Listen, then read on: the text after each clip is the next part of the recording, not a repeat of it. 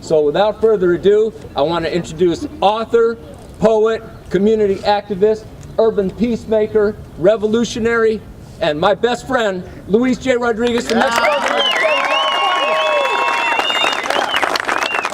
I'm going to read something, but I'm also going to make statements as I go along. This is a very important historical development, what we're seeing today. As of last Friday, March 7th, I am officially on the June 3rd primary ballot as a candidate for California governor. This was a result of a grassroots signature gathering phase that turned in around 5,000 signatures of registered voters to various county registrar offices across the state. And I want to say that many of those signatures came from Watts, from you. That is a very important. Historic, well, let's say why. First, I am the only Latino candidate who has gotten this far in the 2014 governor's race. I'm the only one that is a former gang member and drug user, although I've been crime-free, gang-free, and drug-free for more than 40 years. I'm the only one that's been an urban peacemaker, helping turn around the lives of troubled youth since my teenage years. I'm the only one that worked in a steel mill, a foundry, in construction, a paper mill, a chemical refinery. I'm the only one that has 15 published books in poetry, children's literature, fiction, nonfiction, including a best-selling memoir that has been credited with saving lives and turning around thousands of young people from the self-destructive past that seem to be all the current system has to offer. I'm also making this announcement from Watts, a historically important section of LA with more than a 40% poverty rate. I'm here in front of the Watts Towers because they signify what can be created from what some of us might call discarded materials. But look at the beautifulness of it. Look at how you can turn something ugly into something amazing. You look how you can turn things that are broken down and not quite there and lost and fractured and make amazing community. That's what's possible. The point is, there are many Watts across LA, throughout Central Valley cities in California like Fresno, Merced, and Modesto, in the coastal areas like Salinas, and in the Bay Area communities of San Francisco, Oakland, Richmond, just to name a few. California today has close to 24% poverty rate, the worst in the country. And it's wrong, and it shouldn't be that way. I'm making this announcement from Watts because I also have roots here. Although I was born in El Paso, Texas, and spent my first 2 years in Ciudad Juarez, Mexico, we moved to Watts in 1956. I was here in 1976 at age 22 when I ran for the then district-wide LA Unified School Board seat, linking busing for integration and bilingual education. The only candidate from Watts and the only one with a program to unify black, brown, and white for equal quality education for all. 30 years later, I have returned to Watts to announce my candidacy for the state's highest office. I'm challenging the notion that there's not enough for everyone in the state, and the notion that we must balance the budget by unbalancing the lives of California's poor and working class. I'm here because we now have billions in budget surplus, yet neither Governor Brown, nor the Democratic Party, or Republicans, nor any of my opponents from either of these parties has demanded that these cuts be immediately restored. I'm challenging the fact that in the richest state and the world's 8th largest economy, we can end poverty. I say we can. I'm challenging the bloated and failing $8 billion a year prison system with a 70% recidivism rate among recently released prisoners.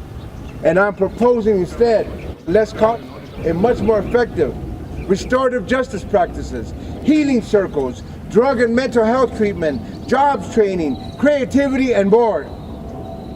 As governor, I would declare this and all other similarly impoverished communities to be economic disaster zones, just as if this neighborhood had been hit by a hurricane. and it has been hit with the hurricane of poverty and official neglect. I say my governor's race is the politics of the unexpected. Few expected I'd get this far. Without corporate donations or major media, grassroots all the way. This campaign is also about the art of the possible.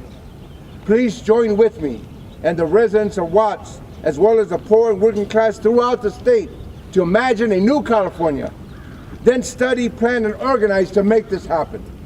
It's time to make our own history, that we had healthy, whole, and thriving communities everywhere. It's time to put the power back in our hands. Thank you, and I'm happy to take any questions from any of you.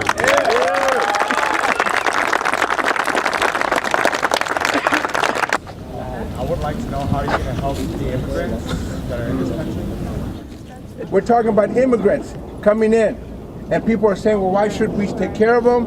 Why are they here? But I would say that this is a global problem. It is not just a problem in the United States. Over here happens to be people from Mexico and Central America. And my thing is they're being forced to come here. I wouldn't leave Mexico. It's a beautiful country. Why would I leave Mexico if I can't get a job? If I can't survive? And the thing is, people think that that's because Mexico's all messed up. Guess what? Guess who controls the economy of Mexico? U.S. We control it.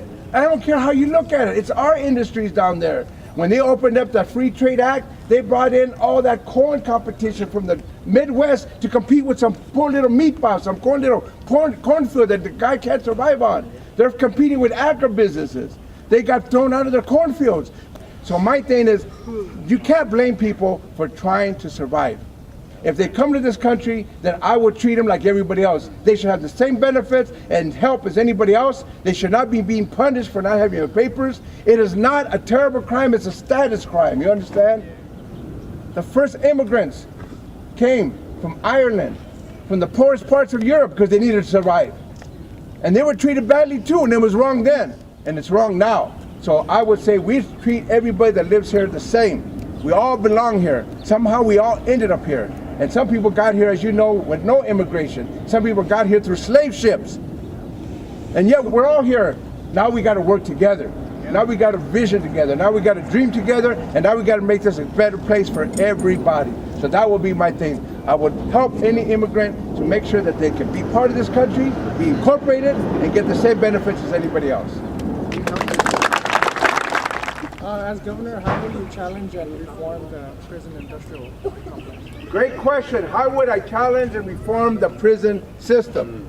I've been to Folsom, I've been to Soledad, I've been to San Quentin, I've been to Chino, I've been to all these places.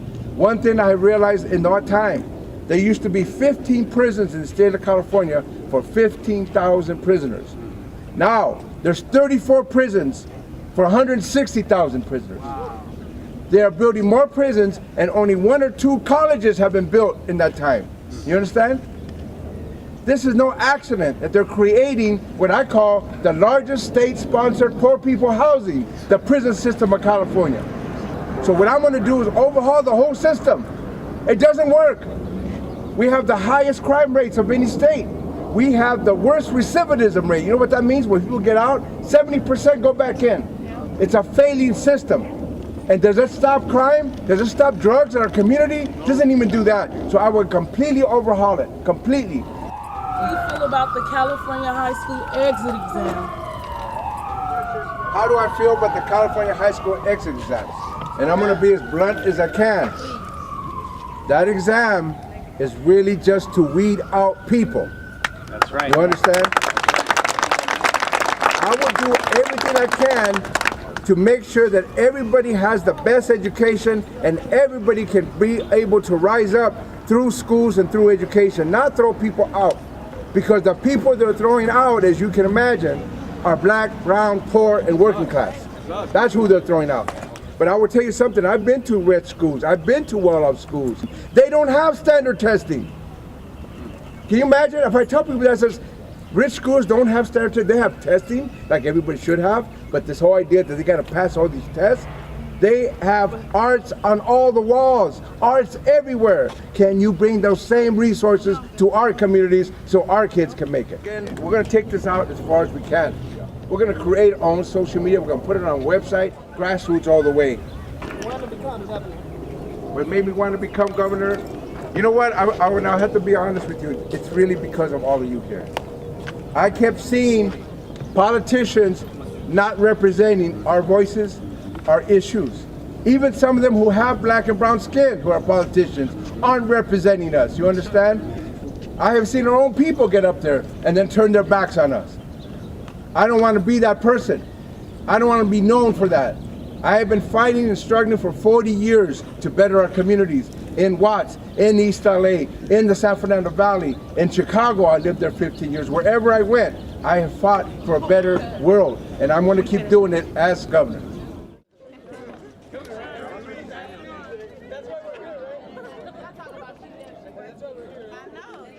I know, because she be mine.